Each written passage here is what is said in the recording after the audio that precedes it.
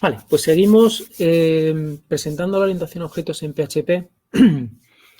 Yo voy a intentar, de nuevo, ¿no?, que sea desde una perspectiva práctica y aplicada, pero obviamente también desde una perspectiva bastante conceptual, al menos para que nuestro modelo mental de la orientación a objetos sea lo más adecuado para que seamos programadores que tengamos criterio, ¿no?, a la hora tanto de diseñar nuestros programas en orientación a objetos, como a la hora de depurarlos, como a la hora de diseñarlos, etcétera, etcétera.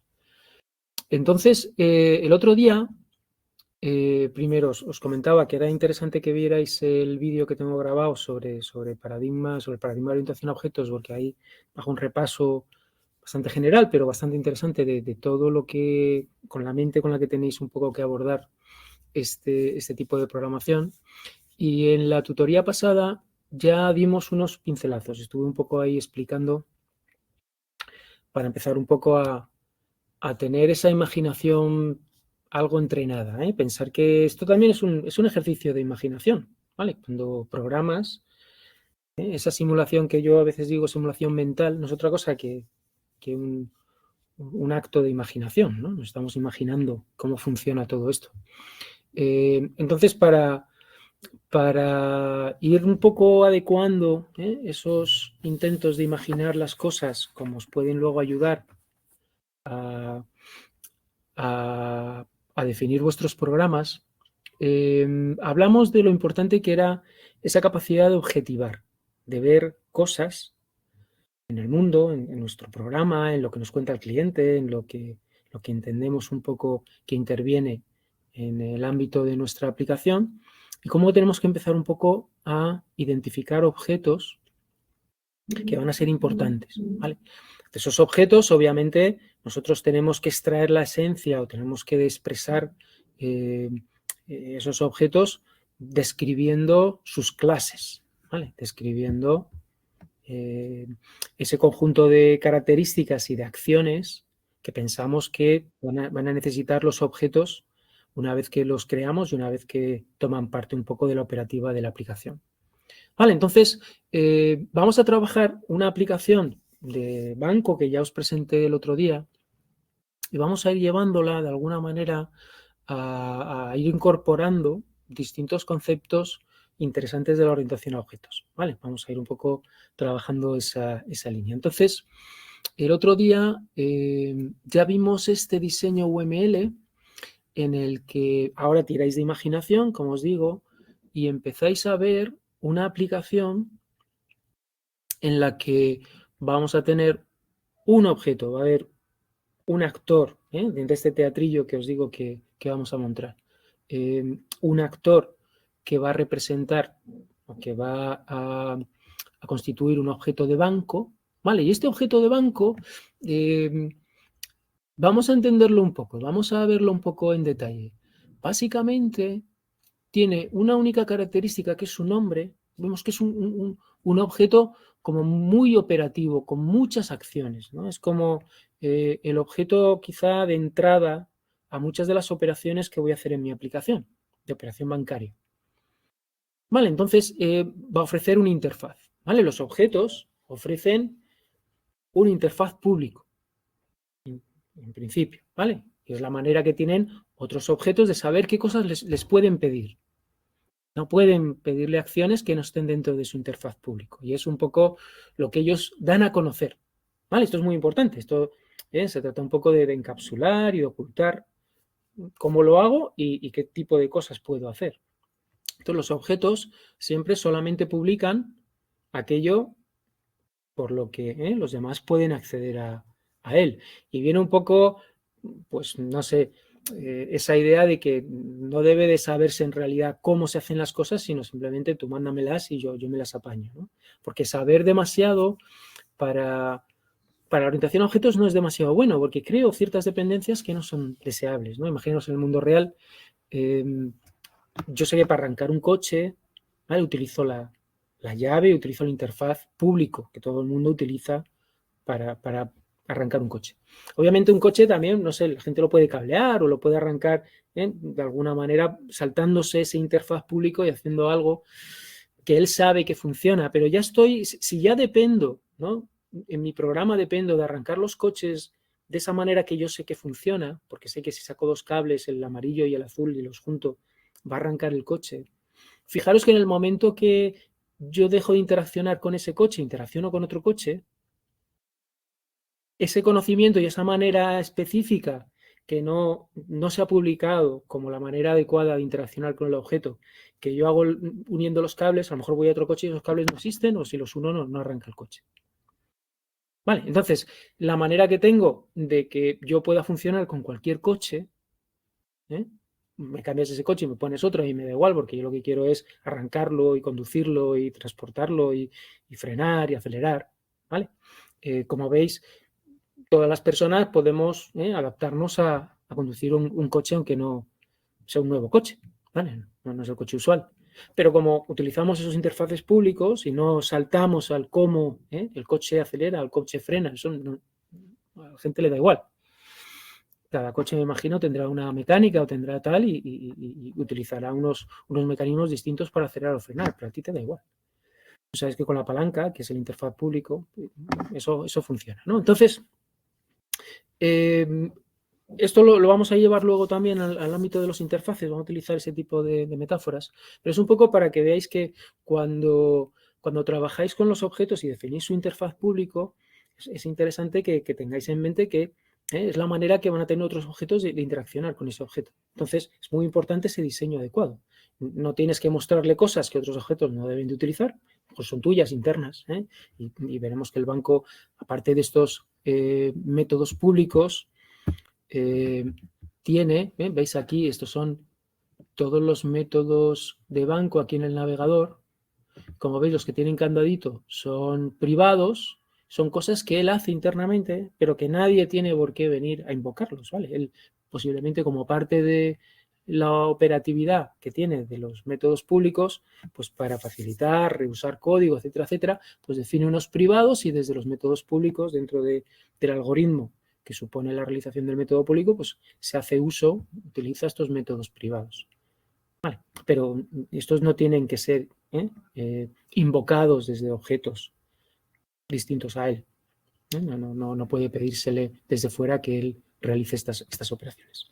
Vale, entonces seguimos un poco estudiando los objetos. Aquí tengo el objeto banco, va a poder hacer alta de clientes, baja de clientes. También os digo, de momento, en estas aplicaciones iniciales, la que vimos esta de clases y la que vamos a ver hoy, que vamos a intentar ver jerarquías de clases e interfaces, todos los objetos que se crean se van a mantener en memoria. ¿Vale? Es una aplicación muy ficticia porque básicamente se crea, empiezan a crearse los objetos, empiezan a relacionarse entre ellos, pero no permanece nada. En el momento que termina el script, todo desaparece porque obviamente eso está en memoria RAM y desaparece. Entonces ya más adelante veremos cómo toda esa información la vamos a ir persistiendo en una base de datos y cómo es esa conexión entre mi programa orientado a objetos y una base de datos relacional que no está orientada a objetos, sino está orientada a registros, ¿vale? Eso requiere un pequeño patrón y un pequeño nivel de software que permita un poco esa conexión entre los dos mundos. Pero de momento vamos a tener todos los objetos en memoria construidos, entonces vamos a tener, como digo, un objeto banco, permite hacer alta de clientes, baja de clientes, obtener clientes, pensar que en estas conexiones, antes de quizá entrar un poquito más en detalle, haceros notar, estas conexiones, estas asociaciones que tengo aquí en UML, básicamente dicen que un banco va a tener a su disposición o accesibles dentro de posiblemente las propiedades del objeto banco, va a tener un array de clientes. Un array porque dice aquí 0 o más, ¿vale?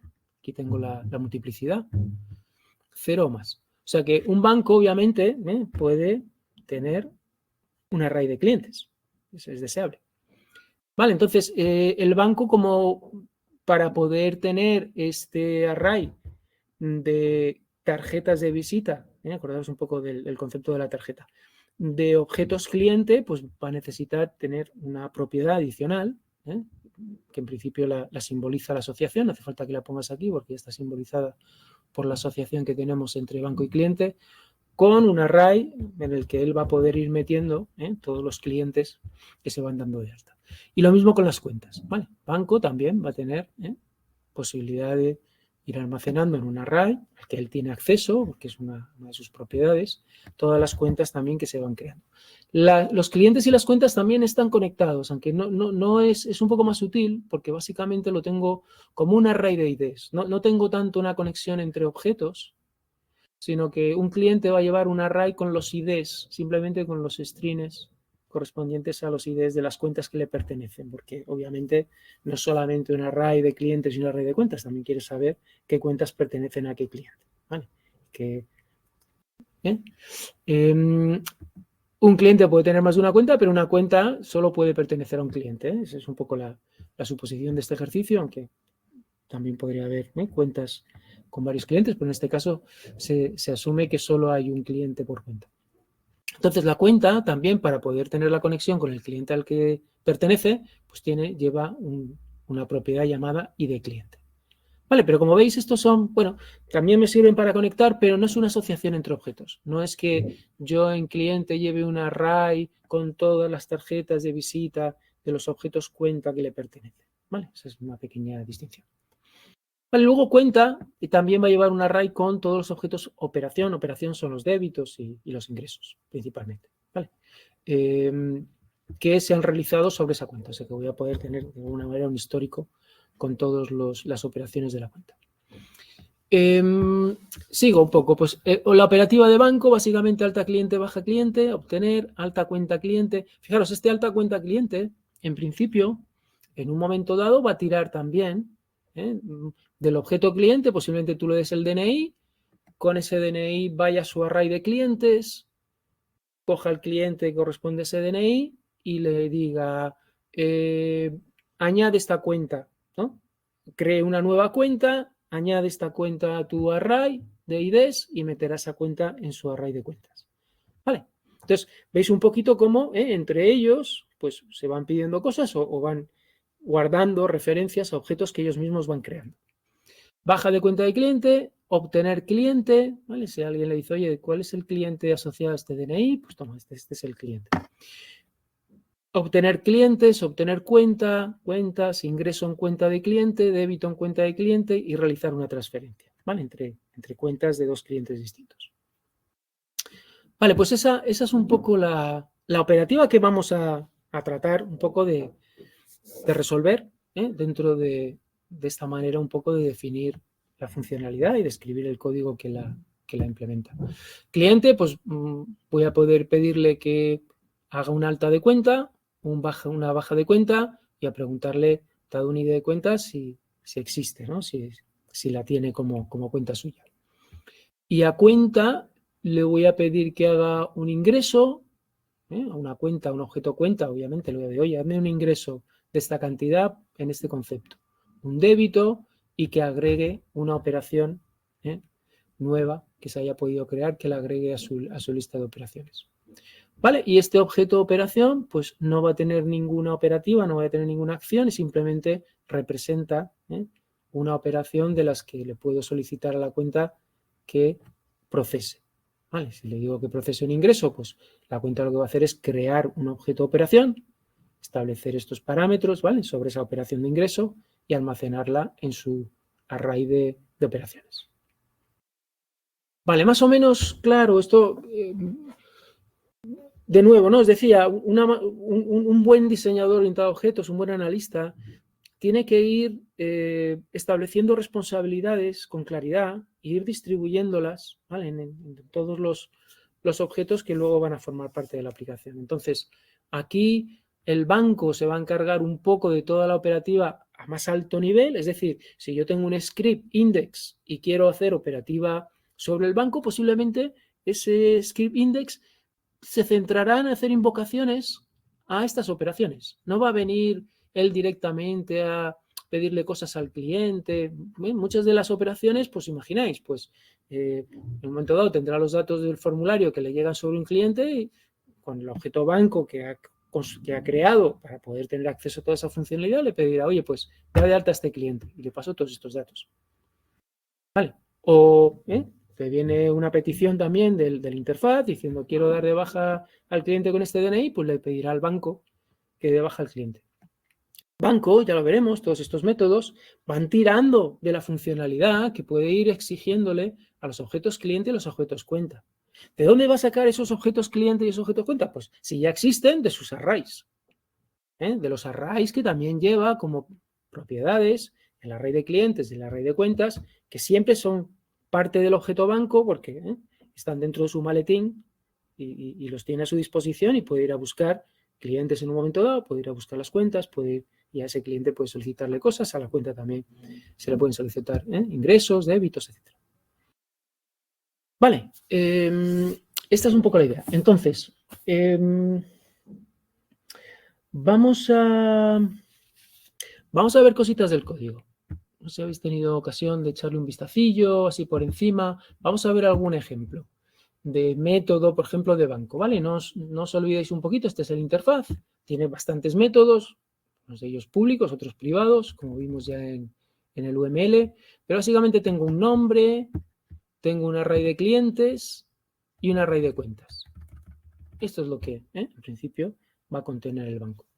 Tengo un constructor, ¿vale? El constructor básicamente es lo que él ejecuta una vez que se crea, cuando se le solicita un new a la fábrica, se le va a pasar un nombre para que él rápidamente en ese primer método que ejecuta ese constructor, ese inicializador, coge ese parámetro de entrada y lo mete en su maletín, estableciendo ya la propiedad nombre. ¿Vale? Y establece clientes y cuentas al array vacío. ¿Vale? Aquí no hay parámetros porque hay un parámetro por defecto en estos dos métodos que si no se le pasa nada, utiliza el array vacío. ¿Vale? Inicializa sus arrays de clientes y cuentas. Vale, getters, setters, no voy a entrar ahí, solo conocéis más o menos.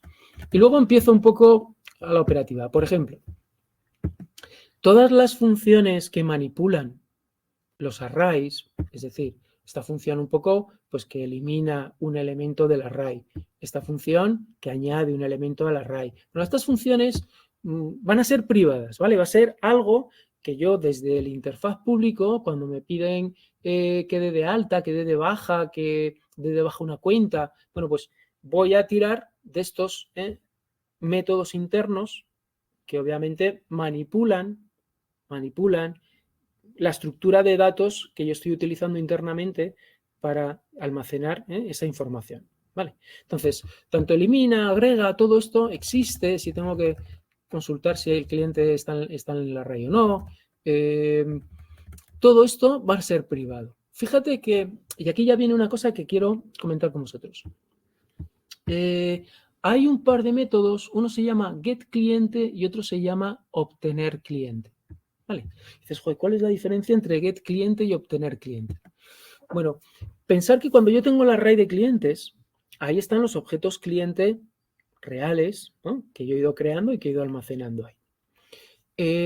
Si yo establezco un método público, getCliente, y si alguien lo invoca, yo le paso el cliente, le paso la tarjeta de visita del cliente que tengo almacenado en el array, cualquier objeto externo podría hacer cambios sobre ese objeto cliente. ¿Vale? Y un banco no debería, ¿no?, de dar acceso a los objetos o las tarjetas de visita que tiene reales de los clientes, no debería sería muy temerario plantear esa operación como una operación pública, porque cualquiera dice, bueno, pues dame el cliente con este DNI y ahora cojo y le cambio los datos. Esos datos se quedan cambiados porque en realidad yo le estoy dando una tarjeta de visita del cliente que tengo yo guardado en el banco. Entonces, esta función es privada. La puedo necesitar internamente para mis operaciones. Puedo necesitar recuperar un cliente de mi array para hacerle alguna operación o para pedirle algo. Pero no es recomendable que sea una operación pública porque alguien puede invocarla y puede hacerse con esa referencia a un objeto cliente real, el que tengo guardado en el array, y puede de alguna manera hacer cambios no permitidos o no deseados. Entonces, la diferencia entre getCliente y obtenerCliente es que getCliente devuelve efectivamente el objeto cliente que se ha creado y que se ha guardado en el array. Sin embargo, obtenerCliente tenemos por aquí. Y por aquí. Obtener cliente. Vamos a buscar. Lo que devuelve es una copia. Vale, lo tengo aquí. Vale, es un clon. ¿Qué significa un clon? Bueno, pues básicamente del objeto que yo tengo en el array, hago una copia con todos los valores que tiene, tal como tiene el objeto original.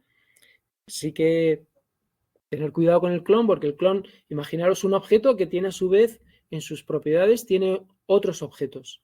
¿Vale? Tiene propiedades en cuyos valores son otros objetos. Si tú haces un clon, el objeto que obtienes va a tener copias de las propiedades tal y como están, ¿no? en el objeto original.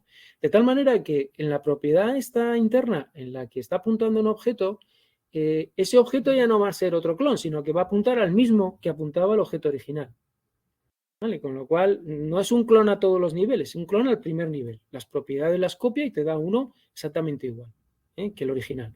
Pero si este, en su propiedad interna, tenía una tarjeta de visita a otro objeto, cuando hago el clon, este clon va a tener en esa propiedad la misma tarjeta de visita, que es una copia, la misma tarjeta de visita al mismo objeto. Con lo cual ya no estoy haciendo una copia de ese objeto interno, estoy pudiendo acceder desde el objeto del clon. En este caso, un cliente, en principio, no tiene copias, no tiene elementos ni referencias a objetos. Con lo cual, puedo hacer un clon y si alguien me pide externamente, dice, oye, dame una copia de ese cliente porque quiero verlo principalmente, no para modificarlo, sino simplemente porque necesito consultarlo, pues tendría la opción de invocarme este método que si es público, que se llama obtener cliente. ¿Vale? Que es una copia de algún cliente que yo tengo establecido en mi array. Vale, eso un poco para que de alguna manera tengáis esa visión de que efectivamente, ¿no? Los objetos guardan otros objetos y si alguien me los pide, estoy dando la posibilidad de que externamente se pueda acceder a esos objetos y los pueda manipular. Vale, como veis aquí en PHP, otro aspecto es, ya lo estamos comentando desde el principio, son todas estas anotaciones un poco de modificadores de permisos de acceso, ¿vale? Public, private, protected, todo eso está a vuestra disposición. Dime, Begoña. Sí, en el ejercicio que yo he hecho utilizabas el serialize y unserialize. Sí, lo he modificado por clon. También se puede hacer. Utilizar ambos, o mejor sí, clon. se puede utilizar ambos. Sí, esto es sí, es más recomendable el clon. Vale. Vale, pero el otro funciona igual. Serialize and serialize también funciona. He hecho algún cambio, ¿vale? De acuerdo. Pero sí, más o menos la operativa es la misma, pero sí que voy haciendo alguna mejora. Si encuentro cositas que puedo mejorar, voy haciendo algún cambio en el código. Pero serialize y unserialize también funciona. Vale. Más cosas a tener en cuenta en el código. Tema de las excepciones. Fijaros, hay una carpeta de excepciones. Bueno, perdón. Antes de entrar en excepciones, que se me va un poco la olla. Vamos a seguir viendo, por ejemplo, vamos a ver estos que son un poquito más complejos. Como digo, son públicos y van pidiendo cosas internamente a los objetos que tiene a su disposición. Por ejemplo, una baja de cliente. Una baja de cliente a mí, a alto nivel, me llega un DNI, ¿vale? Del formulario. ¿Qué hago con eso? Bueno, pues puedo acceder al cliente asociado a ese DNI, ¿vale? Con la función getCliente. Esto es un objeto, ¿vale? Esto es un objeto. Esto es ese ser animado con carita y con ojitos. A ese cliente ahora puedo pedirle, dice, oye, dame tus cuentas, de los IDs, ¿vale? Estos no son objetos, estos son un array de cadenas que representan los IDs de las cuentas, que es lo que tiene el cliente almacenado.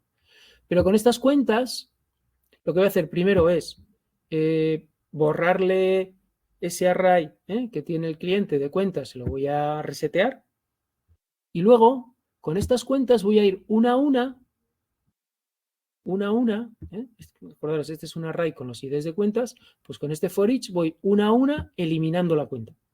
Este elimina cuenta es un método privado en el que voy a hacer los unsets ¿vale? De cada una de las cuentas correspondientes a estos IDs.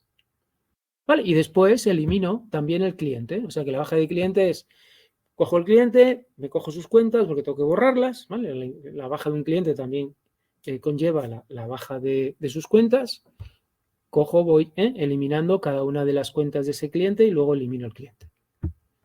Vale, esta es la operativa. Y esto es lo que también vosotros tenéis un poco que ir maquinando un poco en la cabeza, ¿no? Cuando os encontréis con estos métodos, la manera de hacerlo es primero definir los métodos, los especificáis en el diagrama UML. Bueno, pues este objeto va a hacer esto, y va a hacer esto, y va a hacer esto. Pensáis más o menos cuáles son los parámetros que va a necesitar. Pues esos parámetros, a lo mejor en una segunda vuelta es que os habéis quedado cortos de algún parámetro porque finalmente se requiere algún dato más o sobra alguno. Todo esto es refinamiento sucesivo. Esto no sale a la primera todo bien, vas concretando y vas refinando. Y una vez que ya tengas esos APIs, esos interfaces públicos de cada objeto, que ya ves que cada uno va a poner encima de la mesa y va a ofertar la funcionalidad que tú vas a necesitar en cada momento, entonces empiezas a pensar en el cómo.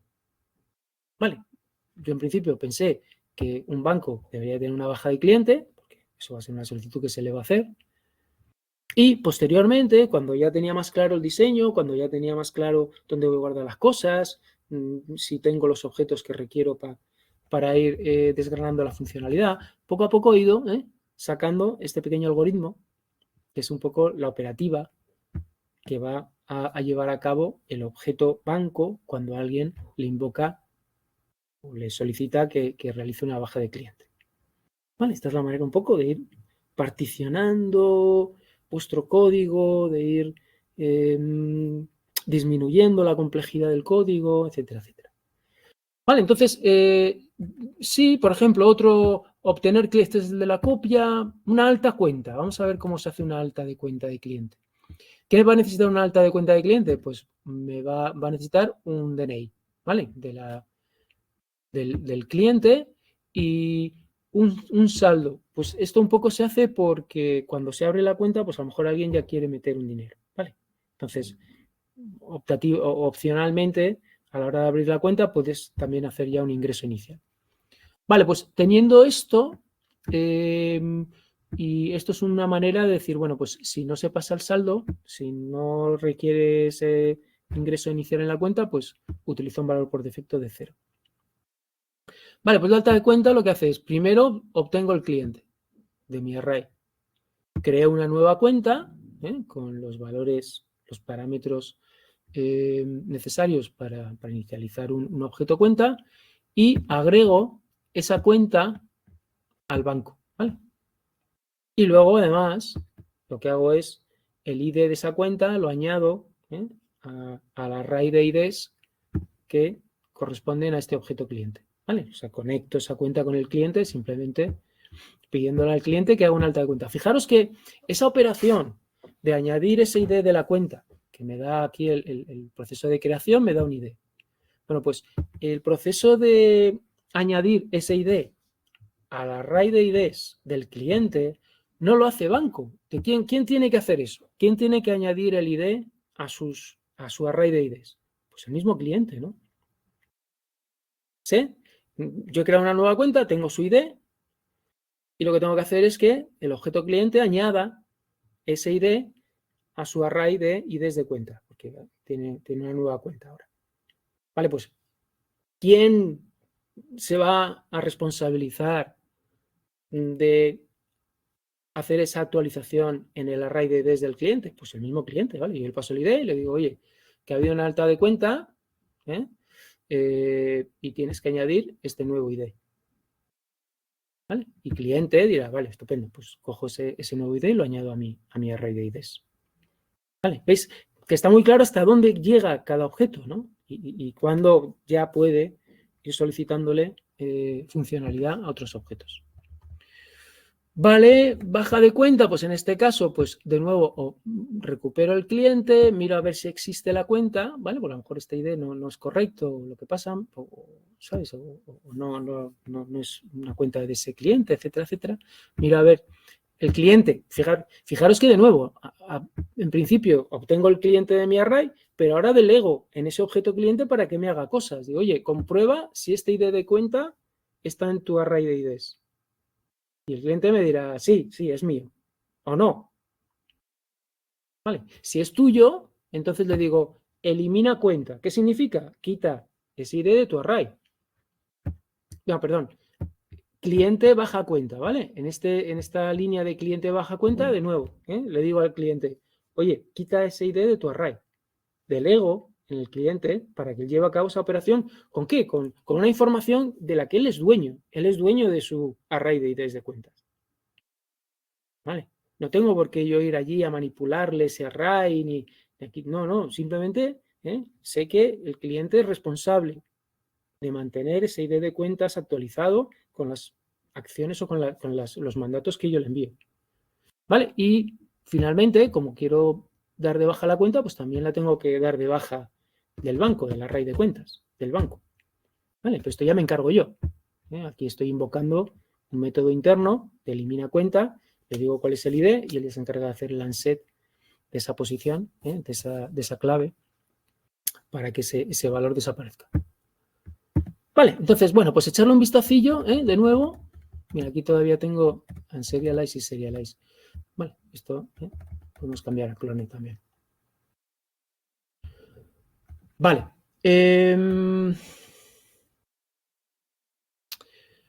Más ingreso cuenta cliente, cojo el cliente, mira a ver si le pregunto al cliente si existe la cuenta, recupero la cuenta, ¿vale? Recupero la cuenta del array de cuentas del banco y a ese objeto cuenta, fíjate, ahora donde estoy delegando es hacia la cuenta. ¿Vale? Le digo a la cuenta, vale, pues gestiona este ingreso. Fijaros que desde el banco he conseguido primero averiguar que esa cuenta y ese cliente existen y que está todo bien, pero en un momento dado, y para terminar la operación, ya no la termina el banco como tal, sino que le invoca un método a cuenta, invoca el método ingreso. Ingresa esta cantidad con este concepto. Y ya es problema de la cuenta cómo va a gestionar ese ingreso. ¿Vale? ¿Qué va a hacer la cuenta? Pues la cuenta va a crear una operación, un objeto de operación que represente ese ingreso concreto y va a meter ese objeto a su array de operaciones que lleva siempre consigo, porque una cuenta, una de sus propiedades va a ser el array de operaciones. Vale, y como veis, están todos los objetos de alguna manera conectados, ¿no? en este diseño. El banco tiene una propiedad donde hay un array de cuentas, cada una de esas cuentas va a tener una propiedad que se llame operaciones y dentro de ese array va a haber objetos operación.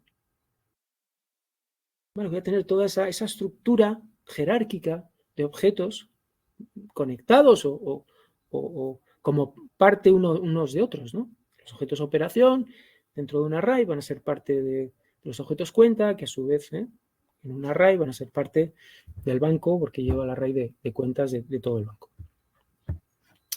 Vale, bueno, pues esa es un poco para que, de nuevo, veáis estos diseños un poquito más en 3 dimensiones. Vale, yo espero que poco a poco dejéis de ver texto,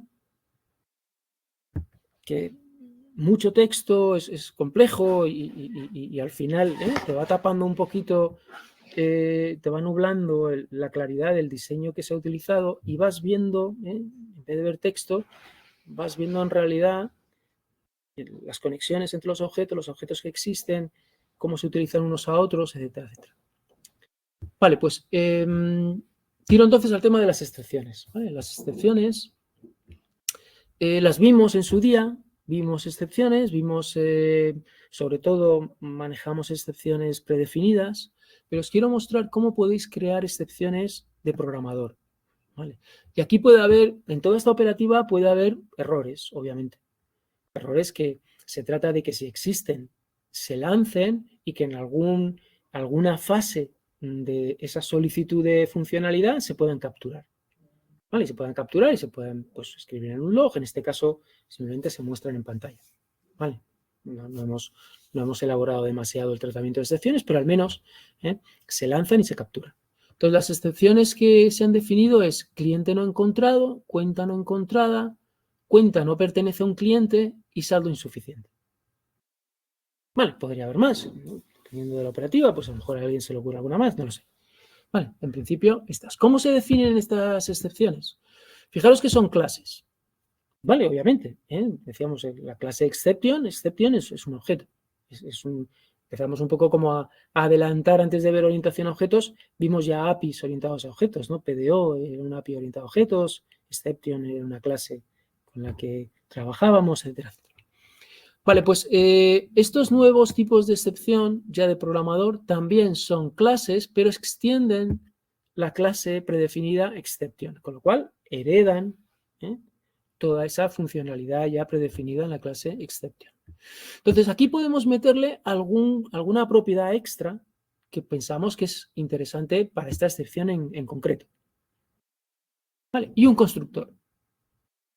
Este constructor se va a invocar cada vez que yo quiera lanzar este tipo de excepción. Voy a hacer un new de esta excepción para, de alguna manera, construir e incorporar a este objeto de excepción los datos que son ya específicos de este problema. En este caso yo quiero que esta excepción lleve información sobre la cuenta sobre la que se ha producido este error. Vale, entonces, este constructor, como veis, lleva una serie de parámetros necesarios para poder rellenar estos campos extra, como la cuenta y la cantidad. Fíjate, la cantidad, aquí en principio... vale, no hay suficiente saldo en la cuenta para extraer cantidad. Vale, entonces, ¿qué vamos a hacer? Bueno, pues algunos de estos parámetros, como digo, me sirven para rellenar propiedades internas que va a llevar este objeto consigo, ¿no? En el maletín. Otros parámetros simplemente sirven para conformar el mensaje. Vale, el mensaje que yo quiero, porque una excepción, una parte fundamental de una excepción es el mensaje de error. De hecho, message es un campo del objeto o de la clase predefinida exception. ¿Vale? No es un campo mío que yo haya añadido porque quiero tener esa información adicional. No, no. Message es un campo, es una propiedad que es definida en la clase exception. Con lo cual, con esta información que yo recibo, puedo montar un mensaje significativo asociado a mi excepción de programador. Y con ese mensaje puedo solicitar la construcción de la clase, de la parte del objeto que tiene que ver con la superclase exception, ¿vale? Con el parent, esto lo conocéis también en Java. Lo vamos a ver ahora, Lo vamos a ver ahora cuando veamos jerarquía de clases, ¿vale? Puedo invocar al constructor de mi padre es exception, pasándole este parámetro message, ¿vale? Que es el parámetro que hay que pasar al constructor de una clase exception. ¿Vale? De tal manera que tengo definido un objeto de la clase exception, pero también de la subclase saldo insuficiente exception. La parte exception ha adquirido un valor para su propiedad message, que es este mensaje de aquí. Y además tengo, bueno, pues un parámetro extra. Yo puedo de alguna manera acceder, ¿vale? Con un getter, si defino un getter, podría acceder a este valor del objeto de saldo insuficiente exception. Normalmente lo único que quiero es acceder al message. Pero como veis es un message que lleva una información que proviene de estos parámetros. Entonces, si veis un poco cómo se utiliza, vamos a hacer un find, vamos a ver dónde puedo lanzar esta excepción, saldo insuficiente.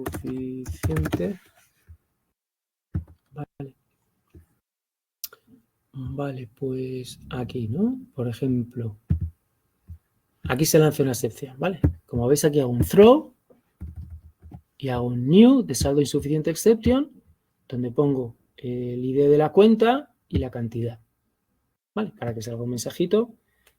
No se ha podido sacar tanto dinero de tal cuenta, Vale, bueno, pues esto un poquito para que veáis cómo se pueden utilizar y las otras son parecidas, ¿no? Como veis aquí sí que hay unos getters que me permiten luego, si tengo el objeto excepción, puedo acceder a información que he ido guardando sus propiedades con los getters. En este caso, cuenta no pertenece a cliente excepción, guardo el DNI del cliente y guardo el ID de la cuenta que no corresponde al cliente. Vale. Echarle un vistacillo a esto porque esto es interesante también si se os pide que creéis alguna excepción de programador y que de alguna manera podáis diseñar vosotros una serie de errores ya muy específicos, muy centrados en vuestra aplicación. Más cosas interesantes de este código es esta clase. Hasta la versión 8.1 de PHP no había posibilidad de utilizar enumerados, tipos enumerados, ¿vale? Esto se utiliza en Java. Los tipos enumerados básicamente te permiten establecer una serie de valores válidos para describir algo, Por ejemplo, si estás hablando de tipos de operación, pues yo quiero definir que solamente puede haber ingreso y solamente puede haber débito.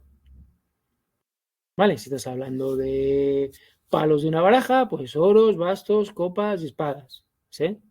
Son los únicos valores válidos para ese concepto. Entonces, estos enumerados, en principio, tenéis una sección en el temario, ¿vale? Tenéis una sección que describe un poco qué operativas podéis y cómo los podéis manejar.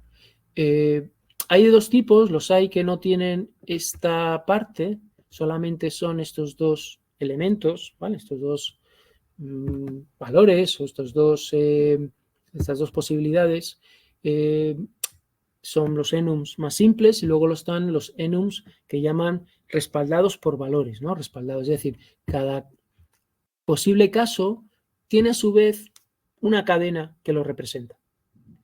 Vale, y esto es muy útil, pues si tengo que meter esta información en una base de datos, o quiero imprimirla, o quiero poder crear estos valores de enum a partir de informaciones que me llegan en cadenas. Vale, entonces sí que tiene su utilidad. Yo tengo ya por aquí algo del manual, un poco para que veáis algún ejemplo, ¿no? Esto, de nuevo, ¿no? Son los palos de póker, Hearts, Diamonds, Clubs, Spades, y se crea un tipo suite, ¿vale? Y como digo, está respaldado por valores H, D, C y S. ¿Vale? ¿Qué cosas puedo? Hay más operativa en el temario, que no hay mucho más, pero bueno, sí que yo creo que hay un poquito más de código, más ejemplos. Por ejemplo, si yo tengo un elemento enum, ¿vale? Puedo acceder a su valor. ¿Vale? Este value, básicamente lo que me va a devolver es el valor asociado al elemento. Pues clubs tiene C. ¿Vale? Pues value me da acceso al valor que respalda, digamos, esa opción. Y otra cosa que puedo hacer es, a partir de un valor, puedo recuperar, a ver, fijaros esta operación. Esta operación lo que hago es, a partir de un valor que puede estar aquí almacenado en este registro, a lo mejor he sacado algo de la base de datos, ¿vale? He sacado un registro, en la clave suite, pues voy a tener la C. ¿Vale? Porque cuando lo he metido en la base de datos no he metido la opción en PHP, sino que he metido su valor que lo respalda, que es un carácter. Entonces, cuando recupero ese registro de la base de datos, aquí en este campo voy a tener la letra C. Pero si utilizo este método estático, ¿vale? Del elemento enumerado suite con el método from, esto lo que me va a devolver es de nuevo un valor enumerado. El valor enum real, no os confundáis. Estos son los valores reales. Hearts, Diamonds, Clubs, Spades. ¿Vale? Estos son los valores enum en PHP que puedo manejar y que puedo comparar y que puedo... Estos son los valores que lo respaldan. ¿Vale? Entonces, a partir de un valor real, enum, puedo sacar su valor respaldado. Y al revés, a partir de esta cadena, puedo volver otra vez a recuperar el valor enum para manejarlo dentro de mi programa. Vale, pues entonces, en esta aplicación, pues he definido este enum como tipo de operación, respaldado por estas dos cadenas, ingreso y débito, y vamos a ver algún uso que se hace de él, para que veáis algún ejemplo. No, perdón, quería hacer un find. Vamos a buscar a lo mejor ingreso. Vale, pues por ejemplo, fijaros aquí, cuando creo una operación, la operación va a tener una propiedad que corresponde a alguno de los tipos que yo he definido. Puede ser ingreso, puede ser débito. Vale, pues la manera que tengo de almacenar en ese objeto, si es un ingreso o es un débito, es almacenar uno de esos tipos enum. Fijaros que yo para los tipos enum siempre pongo el nombre del tipo enum que he definido, 2 puntos, y ya el valor real del enum que quiero utilizar. Vale, aquí lo mismo, ¿no? Dependiendo de si es un ingreso, meto ingreso, si es un débito, meto débito. Vamos a ver si hay algún ejemplo más. Del from o del value, quizá no tenga en este ejercicio justo value. No. Luego en ejercicios que vengan el de jerarquías y el de interfaces quizá tenga ejemplos del from y del value. Vamos a ver si tengo algo del from.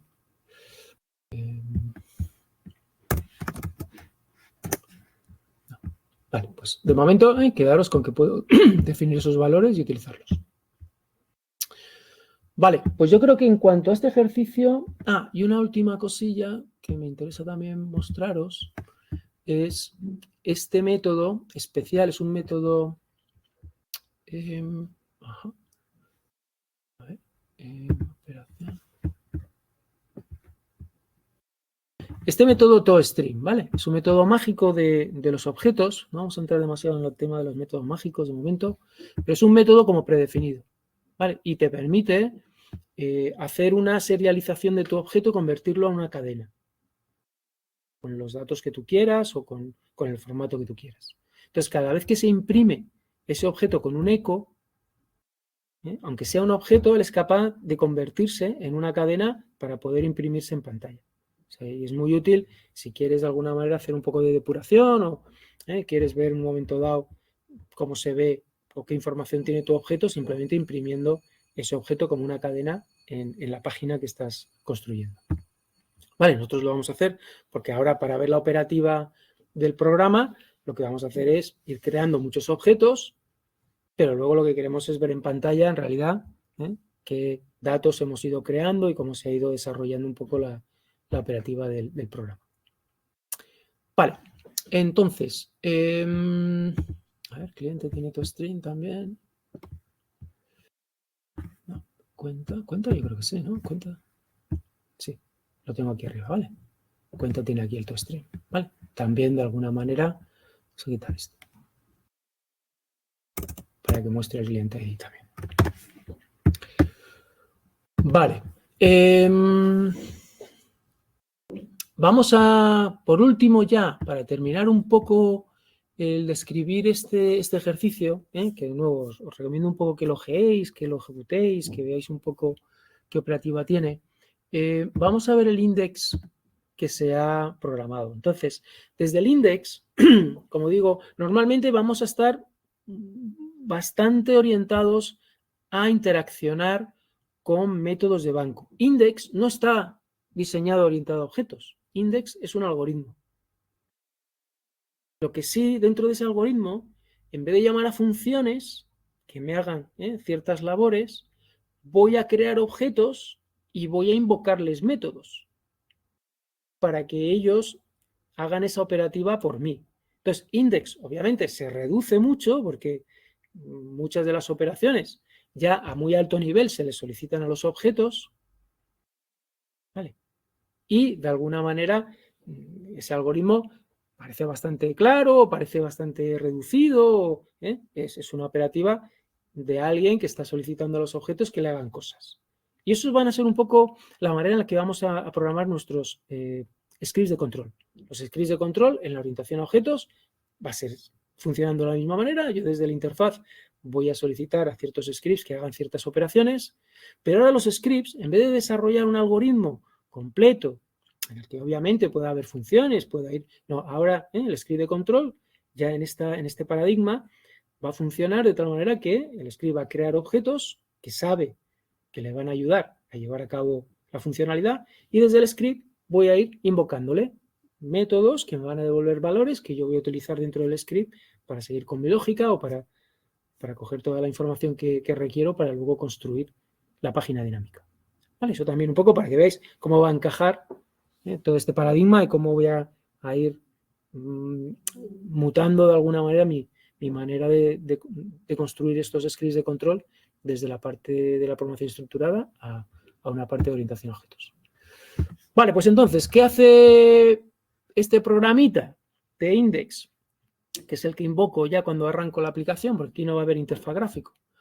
Creo un objeto banco, fundamental. Si necesito operativa de un banco, necesito crear ese objeto para ir machacando las peticiones.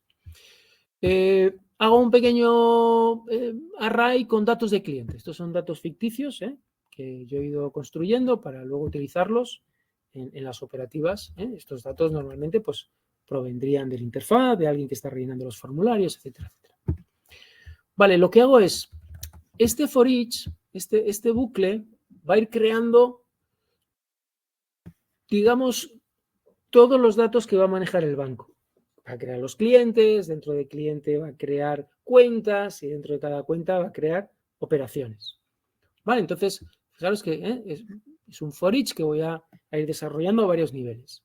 El primer for each va a ir consumiendo este array de clientes y lo que voy a ir haciendo es, por cada cliente que tengo aquí, con todos estos datos, a banco le digo, oye, hazme un alta de cliente. ¿Vale? Y los datos para este alta son, pues, el primero, ¿vale? Voy a ir haciéndolo 3 veces, pues, datos de cliente de DNI, datos de cliente de nombre, Fijaros que aquí, en esta variable datos cliente, voy a ir recuperando cada uno de estos arrays. En cada iteración va a ir, es un array bidimensional, pues voy a ir recuperando cada uno de los arrays que componen el array bidimensional de datos de cliente. Vale, vamos a depurarlo. Fijaros, para que veáis un poquito la operativa. Vamos a depurarlo. Vale, pues estoy... A ver. Estoy aquí. Vale, he entrado, como veis, datos cliente tiene el primer array del array de datos cliente porque ya entró en el for each y voy a hacer un alta. Vale, le doy, ha hecho el alta. El banco ha hecho el alta de ese cliente. ¿Qué significa que el banco haya hecho el alta de ese cliente? Bueno, pues básicamente si vamos a ver cuál es la estructura de banco. Banco, decíamos que tenía un nombre, tiene unas cuentas que todavía está vacío porque no he creado ninguna cuenta, pero en el array de clientes ya tiene un elemento, ¿vale? Y es el elemento cliente que acabo de crear. Un alta cliente dentro de la operativa del banco va a incluir la necesidad de crear este objeto cliente para meterlo en el array, ¿vale? Entonces, como veis, tiene todos los datos, el teléfono, el nombre, todavía no tiene ninguna cuenta añadida, no le he creado ninguna cuenta a ese cliente. Tiene un DNI, tiene unos apellidos, etcétera, información que voy sacando de aquí. Vale, entonces ahora lo que voy a hacer es crear cuentas para ese cliente. Vale, entonces en este for voy a crear hasta 3. 3 cuentas por cada cliente. Y dentro de cada cuenta, en este for voy a introducir operaciones bancarias, ¿vale? Voy a hacer ingresos o débitos. Vale, entonces entro en el for, ¿vale? Entonces le voy a decir al banco, oye, añádele a este cliente con este DNI una cuenta y métele ya un saldo de una cantidad que yo calculo de manera random entre 0 y 500. ¿Vale? Muy bien, pues este alta cuenta cliente, fijaros el efecto que ya ha tenido en la estructura de banco. Por un lado, decía, banco sigue teniendo mi cliente, pero ahora ya tienen cuentas, ya tiene una cuenta, que es la que he creado para ese cliente. Pero además, fijaros que en cliente, este cliente, en ID cuentas, ya tiene el ID de la cuenta que acabo de crear. Ya está conectado ese cliente con esa cuenta porque en su array de ID de cuentas ya tiene ese ID de la cuenta. Vale, y en cuentas, pues lo mismo, tengo la información del saldo. Fijaros que también tiene una propiedad de operaciones. ¿Y aquí en operaciones qué tiene? Pues un objeto que representa ese ingreso inicial que he hecho de este montante entre 0 y 500. ¿Vale? Entonces, si voy aquí a operaciones, veo que este array tiene un elemento que es un ingreso con la fecha de hoy, ¿vale? Con la fecha de este momento, una descripción que dice ingreso inicial de 380 euros en la cuenta y una cantidad de 380. ¿Vale? Este 380 es lo que me ha calculado aquí random entre 0 y 500. ¿Vale? O sea que fijaros todo lo que ha llevado a cabo este método alta cuenta cliente. Podéis ir a ver el método alta cuenta cliente y ver cómo ha incorporado, ha invocado, ha pedido a otros objetos. Aquí ha entrado el cliente, ha entrado la cuenta, se ha creado un objeto de operación. Vale, vamos a hacer más operaciones. Hemos hecho esa operación inicial, pero a lo mejor quiero hacer más operaciones, ¿no? Entonces, en este for voy a entrar y voy a hacer 3 operaciones que pueden ser o ingresos o débitos, de esta manera y de manera random. Puedo determinar si lo que quiero hacer es este tipo de operación o este tipo de operación. Con este operador ternario, ¿lo conocéis? Si esto es 0, sería falso y me daría un tipo de operación débito. Si esto es un 1, sería true y me devolvería un ingreso. ¿Vale? Establezco una cantidad random y ya voy, pues dependiendo si el tipo de operación ha sido ingreso, pues realizo un ingreso. Si ha sido un débito, hago un débito. Vale, entonces, voy a salir directamente aquí, ¿vale? Voy a saltar directamente ahí. Para que veáis que se ha hecho toda esa operativa. ¿Vale? ¿Qué se ha quedado? Pues he hecho el bucle y ahora tengo ya tengo 3 clientes en banco. Cada cliente le he añadido 3 cuentas, por eso hay 9 cuentas en el array de cuentas, ¿vale? Y en estas cuentas, pues en sus operaciones también. Hay veces que no tiene un array de 3, ¿por qué? Porque he querido hacer un débito y no había saldo, ¿vale? Entonces esa operación no se ha podido realizar, ¿vale? Entonces en algunas de las cuentas habrá 3 operaciones y en otras habrá menos, ¿vale? Aquí en operaciones, fijaros, hay 4. La del ingreso inicial y 3 más.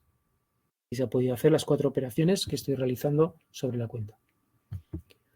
Vale, realizo una transferencia, ¿vale? Una transferencia también, si veis la operativa en banco, pues veis que también es una operativa compleja, porque miro si está el cliente, miro si la cuenta pertenece a ese cliente, miro si tiene saldo, para pasárselo a la otra cuenta, ¿sí? Voy haciendo un poco toda esa operativa, mirarlo un poquito en el cuerpo del método de realiza transferencia. ¿Vale? Aquí realizo la transferencia y ahora lo que voy a hacer es mostrar en pantalla todas las cuentas de cada uno de los clientes, ¿vale? Y por cada cuenta, todas sus operaciones. ¿Vale? Fijaros que con este método toString soy capaz de hacer un eco de un objeto de cuenta. Le paso el objeto cuenta. Pero como tengo ese método toString definido, ese método se invoca y se convierte este objeto en una cadena.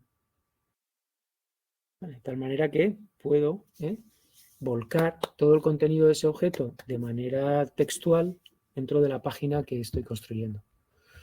Vale, aquí se van a mostrar. Vamos a ponernos aquí. Y vamos a dejarlo correr. Pero vamos a dejarlo correr todo. Luego lo vuelvo a ejecutar y lo paro ahí. Vale. Vale, este es el resultado. Vale, entonces, lo que habéis visto ejecutándose, se ha construido todo. Estos son los errores, ¿vale? Que se ha capturado y se ha hecho un eco. En principio se han capturado, se podrían haber guardado en un log. Pero esta ya es la información de los clientes y cuentas haciendo los toString. Pues este cliente tiene 3 cuentas. Esta y esta. Vale, tiene unos saldos que provienen de los ingresos y las retiradas que se han ido haciendo. Todo esto de manera con datos aleatorios. De nuevo, este otro cliente tiene también estas 3 cuentas. Pam, pam. Aquí hay una transferencia de 500 euros de esta cuenta a esta cuenta. Vale, sigo teniendo ingresos, retiradas, saldos. ¿Sí? Vale. Entonces, toda esta información hasta aquí la estoy, hasta aquí, ¿no? Esto ya no. La estoy mostrando simplemente volcando toda la estructura que he construido de los clientes, las cuentas y sus operaciones. Más adelante ya tengo una baja de cuenta. Esta baja de cuenta de cliente lo que va a hacer es coger ese cliente y eliminarlo junto con todas sus cuentas. Vale. ¿Qué le pasó a este? ¿Qué le pasó a? Perdón, no. Esta baja de cuenta de cliente lo que elimina es una cuenta concreta del cliente, no todas sus cuentas, sino una concreta. Y va a ser la del cliente con este DNI correspondiente a la primera, el primer ID que tiene su array. Vale. Entonces, con esos elementos, un DNI y un ID de cuenta, le pido al banco que haga esa baja de cuenta de cliente. Entonces, al primer cliente se le voy a quitar una cuenta. Sin embargo, al tercer cliente le pido que le dé de baja completamente. ¿Vale? Y vuelvo, de la misma manera, vuelvo a imprimir toda la información que tengo almacenada en banco. Su array de clientes y por cada cliente todas las cuentas asociadas. Vale, entonces si lo vuelvo a ejecutar, vale, lo tienen depuración, voy a quitar la depuración para ver todos los resultados.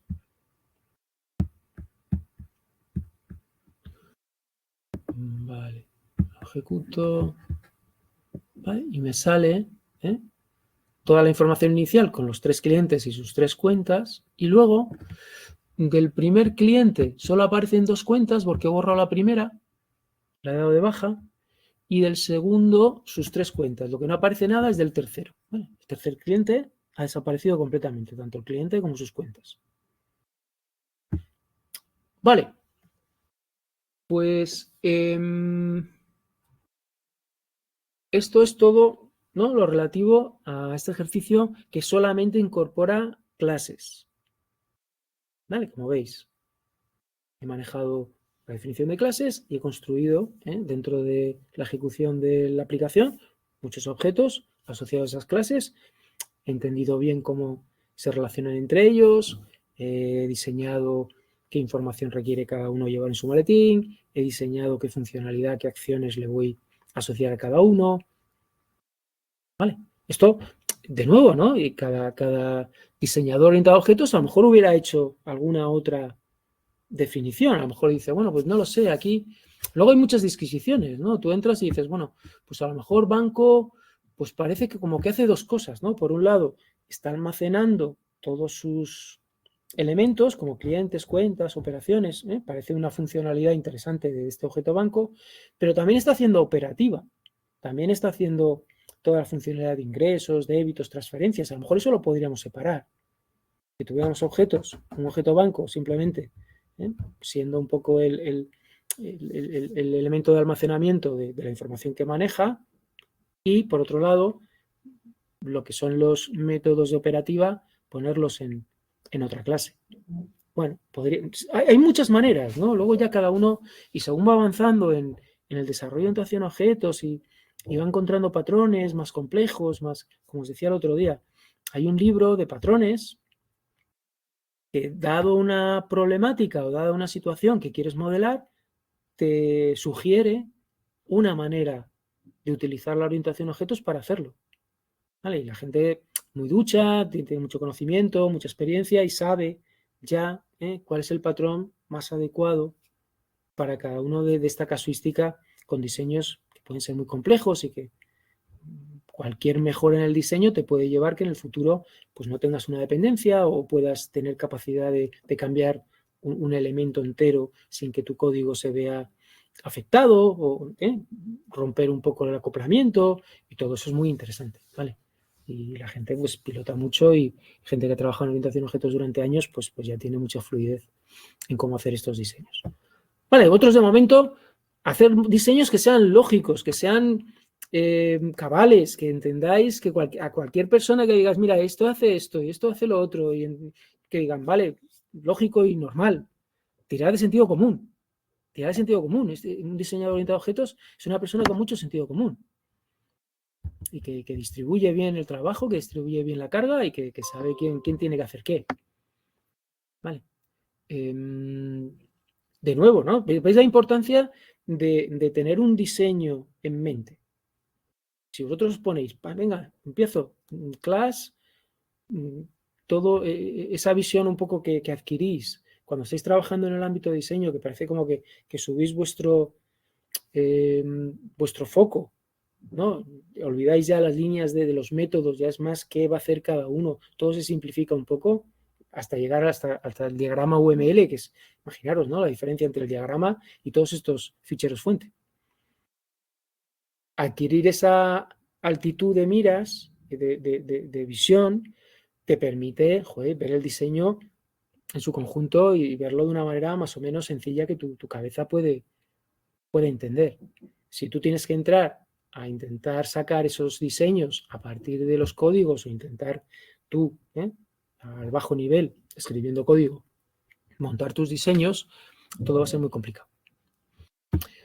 Vale, pues cierro capítulo de banco clases. Vamos a empezar, simplemente empezar, porque ya voy con bastante retraso, no voy a entrar en el detalle del código, pero sí quiero hablaros un poquito de lo que es la jerarquía de clases y los interfaces. A ver si me da tiempo, al menos a nivel, de nuevo, intuitivo. Vale, el otro día os enseñaba esta diapositiva, ¿no? Esta diapositiva de lo que era la construcción del objeto a partir de lo que nosotros escribíamos, que es lo que denominamos clases. Y entender este proceso pues está muy bien, es interesante porque lo estáis continuamente utilizando en vuestra programación. ¿Qué ocurre? El mundo orientado a objetos es un mundo que para nosotros es muy cercano. Yo a veces cuando alumnos y alumnas dicen, es que la orientación a objetos se me da mejor la programación estructurada. ¿Cómo puede ser? La programación estructurada no es algo que nosotros dominemos de manera nativa. Necesitamos mucho entrenamiento mental para dominar y para escribir algoritmos en programación estructurada. ¿Por qué? Porque no pensamos así. No pensamos en esas estructuras de control repetitivas, condicionales. No es muy intuitivo, no se asemeja a la manera en la que nosotros discurrimos y asociamos ideas, etcétera. Sin embargo, en la orientación a objetos hay muchas cosas que son muy innatas nuestras. ¿Vale? Y una de ellas es el tema de la herencia. Cuando dicen, mira, hay mamíferos, pero los mamíferos pueden ser caballos, vacas, perros, gatos. Todo el mundo entiende y todo el mundo ha hecho ese tipo de abstracción y de generalización o de especialización. Hemos ido de conceptos más generales a conceptos más específicos y hemos visto conceptos específicos que tienen una esencia común, que no son lo mismo, pero se asemejan en muchos aspectos y hay un concepto definido que los engloba. A nivel más general, pierdes especificidad que un mamífero, obviamente, no es una especie concreta, no es un animal concreto, pierdes, ¿no? Por hablas un caballo, si yo te digo, piensa en un caballo, todos tenemos una idea bastante específica, bastante concreta. Piensa en un mamífero y nos quedamos un poquito, ¿no? Tenemos que irnos quizá a pensar en un caballo, en un perro. Con lo cual, pero lo hacemos, ¿no? Lo hacemos y lo entendemos. Entendemos ese tipo de agrupación y entendemos que según vamos subiendo de nivel, nos vamos encontrando con cosas que son comunes a todos los ámbitos más específicos a los que he ido de alguna manera abstrayendo, ¿no? Todo eso también, entendemos que según vamos subiendo de nivel, pues nos vamos quedando con la parte común. Con lo cual, sí que es verdad que todo eso que voy yo incorporando como superclases es algo que es válido en todos los elementos de las subclases. Una parte de la definición que es válida para todos los elementos de las subclases. Con lo cual, todos la pueden heredar. Esa parte, y pensar ahora en un objeto que tiene como varios, como una cebolla, ¿no? Que tiene como varios niveles. Pues esa parte interna de ese objeto, esa esencia que tiene de mamífero, existe. ¿Vale? Es un caballo, pero él tiene unas características que corresponden a un concepto que es el de mamífero. O sea, él es parte mamífero, obviamente. ¿Vale? Aparte de que luego tenga otras características específicas de ser caballo. ¿Vale? Entonces, según un objeto se va creando, en principio va pudiendo recibir partes internas, definición, que corresponde a niveles superiores de abstracción. Entonces, imaginaros que llega un new, ¿vale? Llega un new a esta fábrica. Pero esta fábrica extiende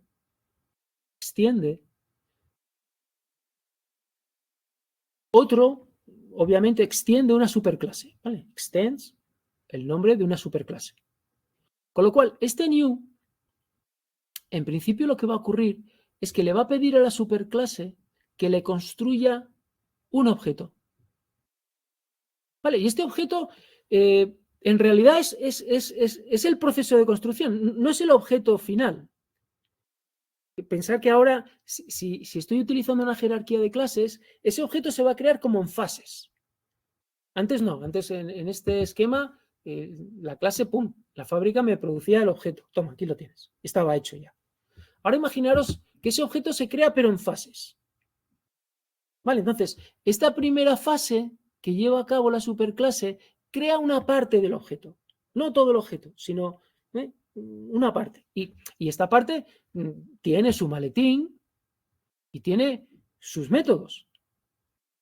¿Vale? Tiene su maletín y tiene sus métodos, entre ellos el constructor.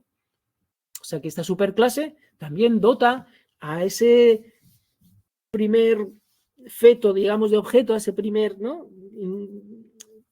Primer simulación de objeto, lo dota tal como si fuera un objeto final, pero no lo es. Porque este primer paso del proceso de construcción se le devuelve a la fábrica de la subclase. Y ya en la subclase termina de rematar, termina de incorporar, lo vemos aquí, ¿no? Termina de incorporar aspectos que son específicos de esta subclase. ¿Vale? En este caso, pone los ojitos y establece un maletín y un libro de instrucciones provenientes de esa parte más genérica, pero la subclase remata, termina la construcción del objeto añadiendo más cositas y obviamente otro maletín y otro libro de instrucciones. ¿Vale? Ya asociado a la subclase. ¿Sí? Y esto es un poquito así, porque si tú ya de alguna manera desde métodos de este objeto que ya está terminado, quieres invocar o quieres acceder a elementos de este maletín, que son elementos, digamos, del primer intento, de la primera fase de construcción, tienen que ser públicos. O sea, que este maletín existe y es distinto a este. ¿Vale? Porque este maletín tiene sus reglas de acceso. Y si yo quiero acceder, a no ser que sea público o protegido, acordaros un poco de la idea del protected, que era justamente esto, ¿no? Protected es dar posibilidad a que la subclase, el objeto ya final, generado por la subclase, pueda acceder sin ningún problema a ciertos atributos que son suyos. Pensad que son suyos, no son dos objetos. Esto es muy importante. Esto es importantísimo. Hay gente que de alguna manera empieza a confundirse. Bueno, pero son dos objetos. Uno el que crea la superclase y otro el que crea la subclase. Porque vemos en el código se enseña lo de parent y parece que hay invocación a dos constructores. Entonces, dice, pues si hay dos constructores por el medio, pues es que habrá dos objetos. ¿Vale? Entonces, no es así. No hay dos objetos. Son dos constructores, en realidad, dos procesos de inicialización de una parte, una primera fase y una segunda fase. Pero al final solo hay un objeto. Has construido esa jerarquía de clases en fases, ha ido construyendo un objeto único, que es este de aquí. Pero sí es verdad que cada nivel le va a aportar un librito de instrucciones con métodos y acciones definidas a ese nivel y una serie y un maletín con una serie de propiedades también definidas. Esto es lo que podemos considerar como herencia. O sea, este elemento ha heredado, porque al final tiene estos elementos, un libro de instrucciones, unas capacidades y unas características que efectivamente ha heredado porque las mantiene, ¿no? De lo que se construyó en la primera fase por la fábrica de la superclase.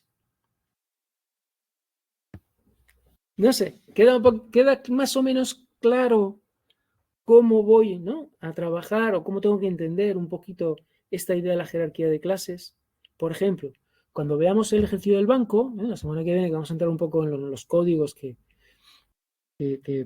manipulan estos conceptos dentro de la aplicación de banco, lo que se ha establecido es una clase cuenta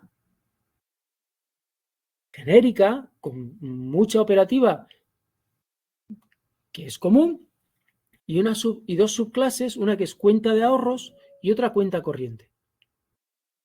Son dos cuentas, ¿sí?, ligeramente distintas en ciertas operativas. Muchas otras operativas son comunes. Pues todo lo que es común, todo lo que es esencia de cuenta, que hay mucha esencia de cuenta, que da lo mismo que sea de ahorros que sea de cuenta corriente.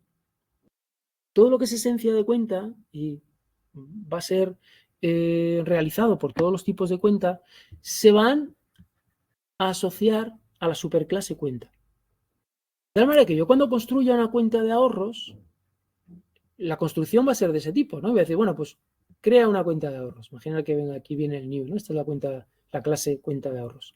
Sabe que para construir finalmente ese objeto cuenta de ahorros, tiene que partir, o va a ser una construcción en fases. La primera fase le va a pedir a la clase cuenta, a la fábrica cuenta, que haga su papel, que haga su parte. Y va a medio construir el objeto, va a dejarlo ahí a medio hacer. ¿Vale? Se lo va a devolver y yo lo voy a rematar. Cuenta de ahorro lo remata. ¿Con qué? Pues quizá con algún método más, quizá con algún parámetro más, con alguna propiedad más, ¿sí? Quizá sobreescribiendo algún método, ¿vale?, que venía en cuenta pero que yo lo quiero hacer distinto, ¿vale? Si hay aquí acciones y hay aquí acciones, siempre va a realizarse las acciones del libro más específico, del libro de instrucciones más específico, ¿vale?, de la subclase. ¿Sí? Entonces, todas esas cosas van a ser remates que haga la subclase sobre el inicio de construcción que ha hecho la superclase. Vale, ¿alguna pregunta sobre esto de la jerarquía? ¿Os he aclarado, os he repetido, os he aburrido? Bueno, todo, me imagino que todo un poco. Lo interesante es que nadie se quede con lo que sabíais y con lo que os he contado, que nadie se quede rascando la cabeza diciendo, hostia, pues esto no, lo que me ha contado no me cuadra. Me ha confundido más que me ha aclarado. ¿No? Nadie. Bueno, perfecto. Pues vamos al tema de la interfaz. Vale, de esta manera, vale, pues, ¿qué gano? Pues mucha reutilización de código. ¿Vale? Mucha reutilización de código, porque no tengo que repetir toda la funcionalidad que es común a cuenta de ahorros y cuenta corriente, no tengo que repetirla en cada una de ellas. Entonces, es una manera muy interesante, ¿vale?, de hacer, y que vuelvo a decir que a la manera de razonar humana, pues le encaja muy bien. Con lo cual, somos bastante buenos diseñando este tipo de modelos. Vamos a ver el interfaz. La interfaz cambia un poco. La idea es parecida, pero no es la misma. Vale, imaginaros, y esta idea de las interfaces proviene, y lo podéis entender un poco del ámbito de los estándares. ¿Qué hace un estándar? Un estándar no es nada construido. O sea, cuando dice, no, se define un estándar, no es que alguien haya construido algo y diga, mira, esto es como hay que hacerlo. No. Un estándar es básicamente una descripción de un diseño, normalmente textual. Normalmente es un documento, un estándar. Vale, por ejemplo, antes de empezar, cuando se montaban ordenadores, al principio, pues las marcas tenían sus placas base de IBM, solamente de IBM, y solamente se podían encajar cosas que se habían fabricado por IBM, porque todos los interfaces, todas las ranuras, pues eran propietarias de IBM. Entonces, obviamente lo hacía para sus diseños, de sus chips, de sus memorias, bueno, pues me imagino que otros fabricantes, yo qué sé, Sun Microsystems, el otro, Maroto, yo qué sé, los fabricantes que podía haber en la época. Todos llegaban a hacer unos diseños ad hoc, propietarios, no compatibles, solamente para sus componentes.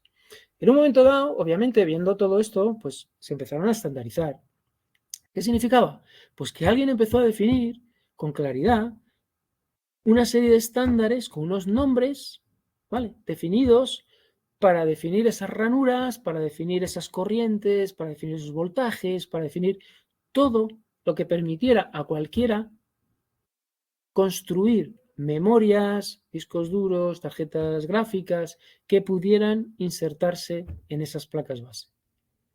Y de repente, claro, empezó todo a abaratarse, empezó a hacer mucha competencia, a haber mucha gente involucrada. ¿Por qué? Porque de repente abres, ¿no?, el abanico y hay muchas personas que pueden, siempre respetando ese estándar, pueden incorporar elementos que lo cumplan y que sean compatibles.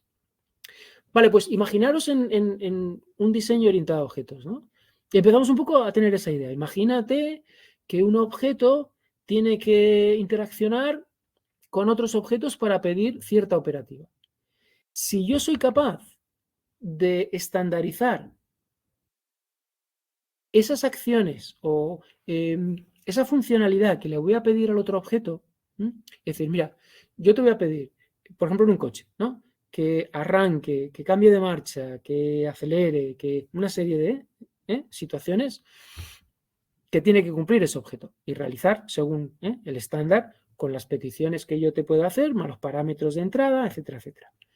Si yo solo especifico con una interfaz, con un estándar, puedo conseguir que en un momento dado, si ese coche con el que estoy trabajando por alguna vez se queda obsoleto, o hay uno más eficiente, o hay uno más barato, yo qué sé, puedo cambiar el coche antiguo e incorporar un objeto que represente un coche más moderno, pero que mantenga toda la interfaz definido, que de alguna manera cumpla con la interfaz definido para que yo pueda seguir comunicándome con él.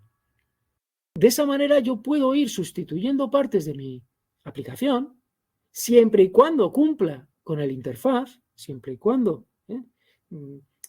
pueda confiar en que todas las peticiones que hacía el objeto antiguo se las puedo hacer al objeto moderno. Puedo cambiar uno por otro, con un ficherito de configuración que diga de dónde saco ese objeto. El ficherito con una serie de patrones en orientación a objetos es capaz de crear ese objeto y dármelo. Para mí es transparente, es lo mismo que me des uno que otro, yo sé que a ese objeto le voy a poder invocar esas funciones, esas acciones, porque ese objeto ha dicho que cumple con el estándar con el que yo estoy de alguna manera comunicándome con ese otro objeto. ¿Veis un poco la idea? Con lo cual, rompemos esas dependencias. Ya no tengo realmente que utilizar ese objeto que decidí al principio del desarrollo, sino que con que sea un objeto que cumpla con la interfaz, me vale. Me vale. Mi código no cambia, porque yo también me he adherido al estándar, yo también soy consecuente de mantener, ¿no?, ese tipo de operativa con ese objeto. Entonces, básicamente se trata de un contrato. Una interfaz es un contrato. Entonces, en el interfaz se define una serie de métodos especificados, no llevan la lógica, no llevan el algoritmo de cómo se tiene que resolver o cuál es la lógica de ejecución de ese método. Simplemente tiene el nombre del método, los parámetros de entrada y el resultado. nada más. Y eso es lo que es el interfaz, esto que tenemos aquí, ¿vale? El contrato. Y hay clases que son capaces de decir, yo cumplo con esa interfaz. ¿Cómo se dice? Realmente se dice, yo implemento esa interfaz. ¿Por qué? Porque esta clase va a tener estos métodos con esta misma especificación, con la misma. No puede variar ni un ápice, ni un tipo de datos del parámetro, ni el nombre del método, ni lo que devuelve. Tiene que respetar eso. Pero esta clase sí que tiene una lógica asociada a esa operación. O sea, la clase implementa la interfaz. Y puede haber, como digo, muchas clases, librerías de aquí y de allá que digan yo implemento esa interfaz. De tal manera que si yo con mi programa estoy interaccionando, ¿vale?, con este objeto, utilizando esta interfaz, en cualquier momento se puede cambiar este objeto por otro de otra clase que también se comprometa a implementar esa interfaz. ¿Vale? Y yo no tengo que cambiar nada de mi código. Fijaros, ¿no? Qué ventaja tan grande, ¿no?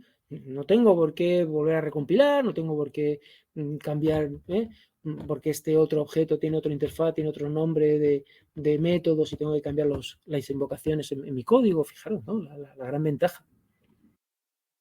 Porque realmente, fijaros, incluso ocurre, ¿no? Yo cuando defino, por ejemplo, un método de entrada, ¿no? Un método con los parámetros de entrada.